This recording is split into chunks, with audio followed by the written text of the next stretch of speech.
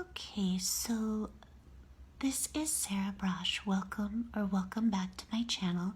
So I'm going to go ahead and continue reading my Medium essay, which is called My 6 Years at Yale with the Woke Intersectional Feminists and How They Tried to Destroy Me, which is a response essay to the James Hatch viral Medium essay, My Semester with the Snowflakes. Okay, so let's go ahead and continue.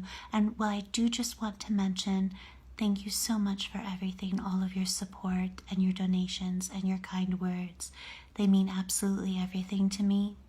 And I do have my PayPal, me, and GoFundMe links below. Please donate to my legal fund. Please subscribe to my YouTube channel so that I can sue Yale and the entire moral outrage industry, and so that we can stop them from destroying one more innocent life. All right, thank you so much. So let's go ahead and get started. So the living or napping while black hate crime hoax didn't take place over the course of a couple of early morning hours on May 8th, 2018. It took place over several months, during which I begged the Yale administration and police to help me stop the harassment and attacks. The instigating event occurred on February 24th, 2018, when Jean-Louis Renison, a complete stranger to me, followed me in an unauthorized manner up to my isolated, in violation of Yale housing regulations, up to my isolated dorm room on the 12th floor of my dorm, the Hall of Graduate Studies. I made the fateful decision to err on the side of caution and to call the non-emergency helpline of the Yale campus police, widely regarded as more or less campus security, as I had been repeatedly instructed to do over the years for any reason whatsoever. The first thing I said to the officer who answered was to tell him that I wasn't sure if his assistance was required. He told me that he would send someone by just in case, just to make sure that everything was okay, and that this officer would come and speak with me. That never happened. But what did happen that evening is that I was harassed by persons standing outside of my dorm room door, yelling mocking insults and obscenities into my room, ostensibly for having had the temerity to be concerned for my personal safety. Why this has never been regarded as a Me Too incident is beyond me, but that seems to be the way that woke intersectional feminism works. But my troubles did not begin on February 24th, 2018, because I had a reasonable concern for my personal safety and responded appropriately. I was actually exonerated for the February 24th, 2018 incident by the Yale housing managers, who told me to return to my dissertation and not give the incident another thought. I was happy to do so, as I had no interest in destroying anyone's life or career. I merely wished to be left in peace to complete my life's work. But Lolata Ciambola and Jean-Louis Renison were determined that I should not be left in peace. Ciambola and Renison ultimately approached Yale Graduate School Diversity Dean and Title IX Coordinator Michelle Neeren and falsely accused me of having perpetrated a racist hate crime comparable to a lynching on February 24th, 2018. It's still hard for me to wrap my head around the truth of that statement. Subsequently, a group of Yale deans decided to form a mob against me and to participate in the living or napping while black hate crime hoax to destroy my life and human and civil rights career.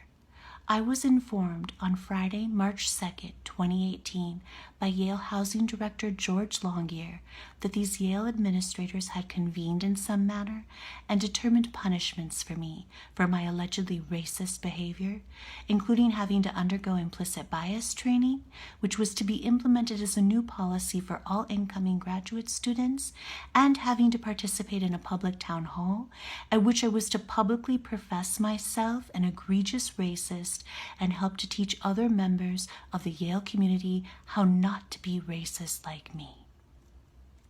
Yale Provost and university-wide Title IX Coordinator Stephanie Spangler later confirmed to me that this mob of Yale deans who were intent on publicly branding me a racist included Yale Graduate School Dean Lynn Cooley and Yale VP of Student Life Kimberly Goff-Cruz.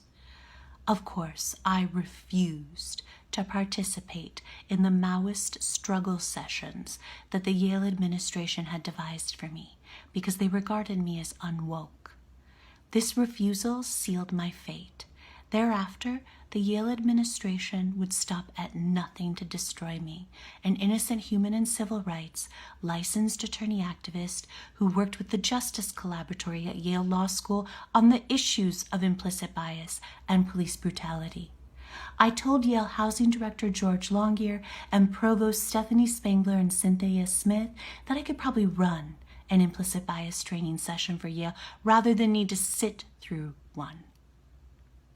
At that time, I had no idea what had happened, and no one would tell me what it was that I was being accused of having said or done that was racist, and I had never seen Siambola and had no idea who she was. I only knew that I had never engaged in racist behavior in my entire life, and I wasn't about to let the Yale administration destroy my lifelong civil rights career by publicly branding me a racist. I told the Yale administration, the Yale police, and Yale's general counsel, in no uncertain terms, that I would take all appropriate measures, including legal measures, to protect my reputation and livelihood. I had nothing and no one besides my good name and reputation. That's everything that I am.